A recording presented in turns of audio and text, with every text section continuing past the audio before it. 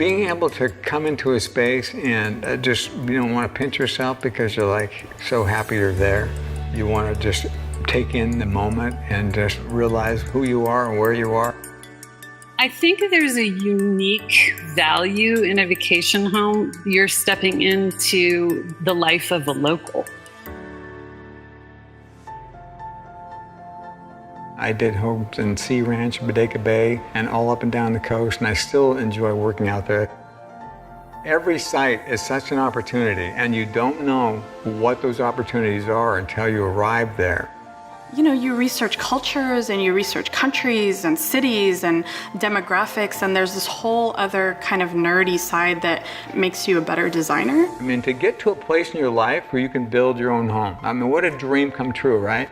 We don't have to have identical styles, but I think very quickly in conversation, I can tell if what I would like to do for a client or for a property, they're going to like.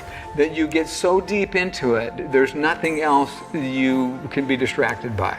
You have to completely be in that moment. When you're really able to sit down and design and draw and pull materials together, when I could carve out that little design time, it's heaven. This is what Napa is.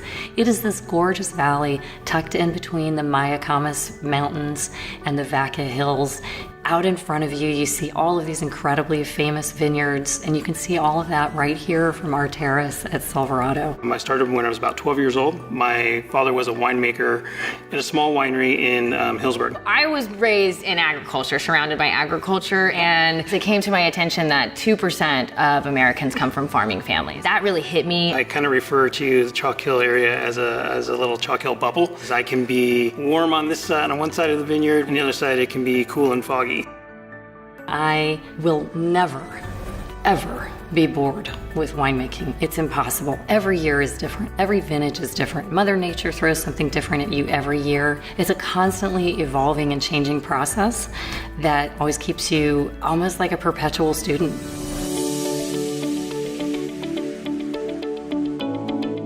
But you can do, a day trip here and visit wineries and beautiful restaurants. Every time I drive out here, there's just a relaxation to it. And you feel it whenever you visit any winery or hotel. Even the way people approach you, it just slows you down. And for those of us that are workaholics, it's just a good place to decompress. But beyond just the wineries, Armstrong Woods is very close to here, beautiful redwood forest, the coast going down to Bodega Bay. There's a culinary scene all throughout it, from Hog Eye and Oyster Company all the way up here to Single Thread and the very Cyrus. And you can get a hell of a good burger right around the place too. Whatever you're looking for, high, low, in between, you can do pretty much all of it. And I think for people visiting Sonoma County, what I've found is not just the diversity of wines that are out here, but also just the things that you can do. So perhaps you've come in through San Francisco and you're through Sonoma Valley and you see these rolling white hills of grapes, and then you go through Russian River, and now you're in kind of lots of redwoods around and trees, and now we're going through the forest and we're coming out to the coast. It's a beautiful thing.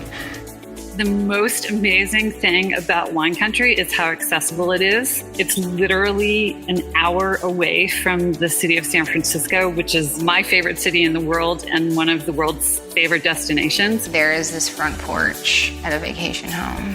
That spot is my oasis. I sat out there for probably 6 hours straight reading a book with my dogs, looking out onto the wineries below. It was fantastic. Any place where I got a good view, good coffee, good wine, and my 2 dogs and a book, I'm good.